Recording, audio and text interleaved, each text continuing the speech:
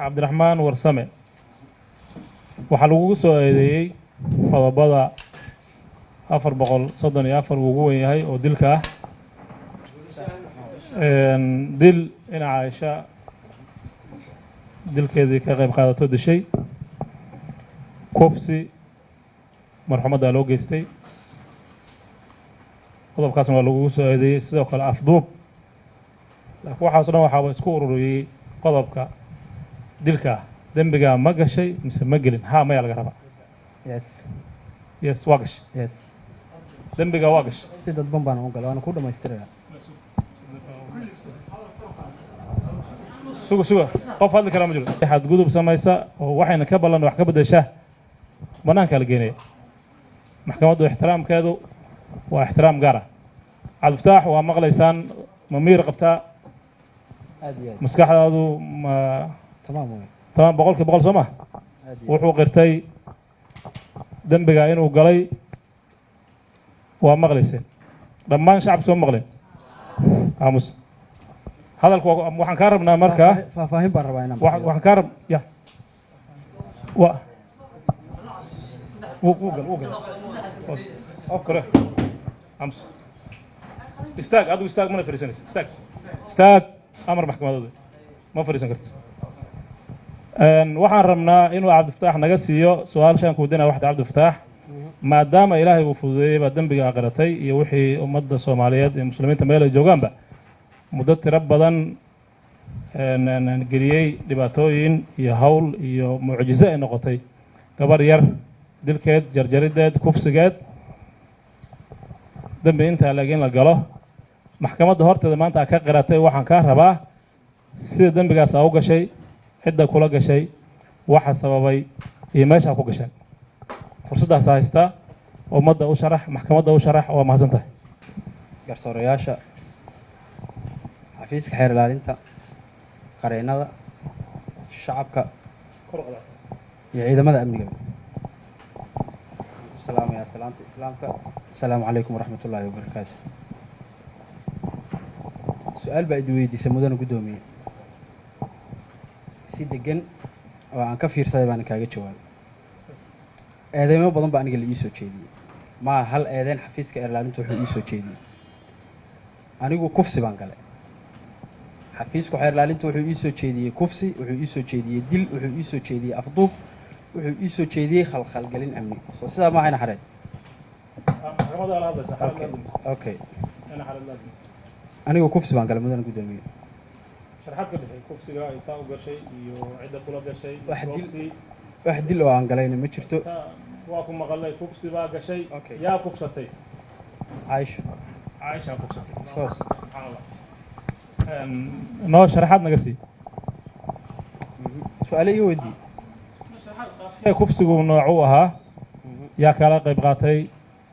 maxaa shaydaan baa kolley sabab u ahay maxaa khasbay waxa inaad geysatid anigu waxaa weeyaan kufsigaasi waxaa iga dhaadhiciyey igu qanciyey inaan galo goobjoogna ka ahaado cabdishakuur maxamed dige cabdishakuur maxamed dige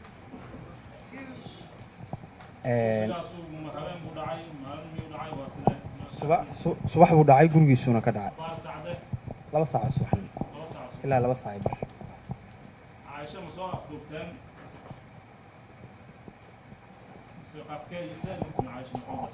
caaisha isagaa afduubay isagaa gurigiisa geeyey anigu waa uu soo wacay keliya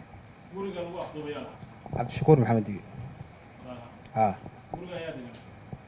waxaa degan isaga iyo hooyadiis aduu mala degan may see ku ogaatay inuu cabdishakuur soo afduubay caaisha oo uga qayb qaatay dadan ogeyn aniga isagaa ii yeeray yidhi waan kuu baahanahay darisna waa ahayn iska soo horjeeda soo jawaab ka dhigana ninkan hadalkiisa waa maqlaysaan haa sidee kugu yeer telefoon miya mise suuqa lagu leeyahay gabadha waxay xaalan tahay ku yiri nakaan waan is aragnay anoo gurigayga hortaagan waan ku rabaa buu yidhi imo anoo gurigayga hortaagan waan labistay waan baxay gurigiisaan ugu tegay oo qol irid banaano aniga iga soo horjeedaa waxaan u tegey isagoo qolka ku haysta caaisha waana xaqiiqa waxa aan ka hadlayo anigu cid i khasabtay cid waxaa weeyaan ii hanjabtay cid isasabtay inaan xaqiiqada ka hadlo midna ma jirto waxa aan ka hadlaya wayse qabaa waa xaqiiq ilaahayna igu ogyahay waxaa weeyaan waxaan rabaa inay maxkamaddu sidaa ii fahamto cabdishakuur isaga isagaa ii yeeray gurigiisaanan ugu tegey dabadeed waxaan u tegey isagoo qolkiisa irid bannaankaa ku haysta caaisho una xirxiranta muddo dood dheer ah kadib iyo cabsi fara badan oo aan dareemay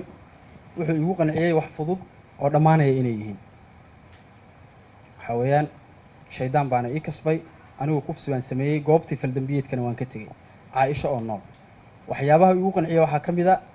in uu sii dayn doono markay hawshu dhammaato wixii intaa ka dambeeyana wixii aan mudano iyo se wax noqdaan la arki doono muddo saacada ah kadib goor gabalkii uu dhacay wuxuu ii sheegay in ay ka fursan weyday maadaama uu anigii iga da'weyn yahay in badan inay ka fursan weyday inuu sharaftiisa ilaaliyo inaan ka dhalin yaraysanayo haddii berri waxaa dhacaan in anigu aan ka soo kaban karo xagga da'da ama waxaa weeyaan xagga sharaftaba isagu wuxuu yidhi waan kaa da'weynahay haddii arrintaas ay soo bixi lahayd dhibka ugu weyn iyo sharafdarrada ugu weyn anuu igu dhici lahaa kufsiga gabadha dabadeed go-aanka weyn oo aan qaatay baa wuxuu yahay markii aad iga tagtay buu yidhi inaan dila caaisho anoo keligeeya gurigiisaan uga tegay mudana guddoomiye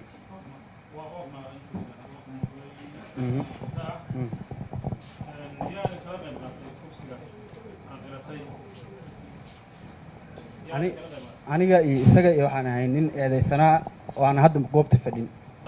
hala fariisto dhaqdhaqaaq ma jiro ninkii wixii xaalada amniga ciidamada ammaanka u xil saaran abukaata xabiib fariiso adoo maxkamadda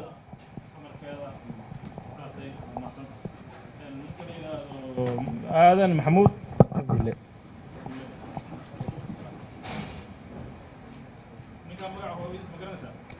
may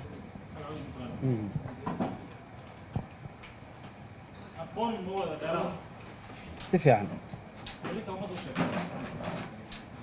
ninkaa dhalinyarada ahaa raas ahaan iyo qabiil ahaan baan wadaagnaa dadkana waan isugu badinaayo dugsigii saraan wada qaadanay waxbarashada gaalkacyuuna degan yahay yes waana reer gaalkacyood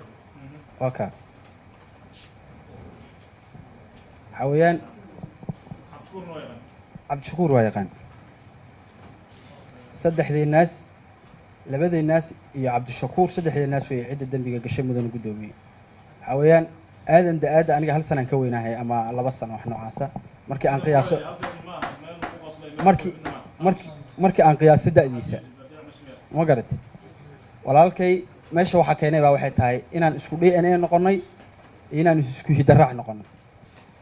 taasna waxaan ku mari karaa waxaa weeyaan shareecada iyo kitaabka anoo ku dhaaranay xaqiiqada aniga iyo aadan kufsigaan ka qayb qaadanay maya isku mar baan ka baxnay guriga aniga aadan isku xilli baan ka baxnay markii aan kufsiga geysanay cabdishakuur wuxuu nagula taliyey waxaana inay kufsi keliya noqon doonaan waxaa weeyaan xaaladdu markay kala degtana uu gabadha sii dayn doono sidaasaan go-aan ku gaarinay waan ka tagnay anigu magaaladan aaday aadan magaaladan isku sii raacnay waa kala tagnay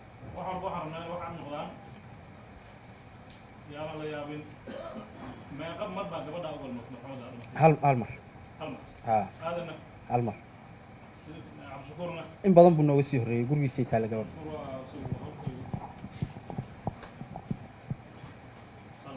yes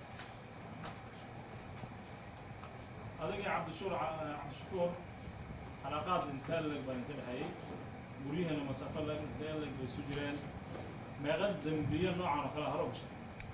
wax dambiyo aan wada galnay ma jiro kufsi hore aan anigu galayna ma jiro kufsi ama dambi weligay laamaha amniga imaysan qaban saldhigna kuma baryin magaceyguna oobi ma gelin cabdishakuur 2 guri oo iska soo horjeedaan deganahay dariiqun baa noo dhaxeeya qiyaastii ku qiyaasan 12 mitir 12 talaabo waxa weeyaan waxaan kaloo cadaynayaa walaalkay inuu dambiga berri ka yahay anoon lagu khasbin anoon wax kale la ii sheegin midna xaqiiqadan sheegaya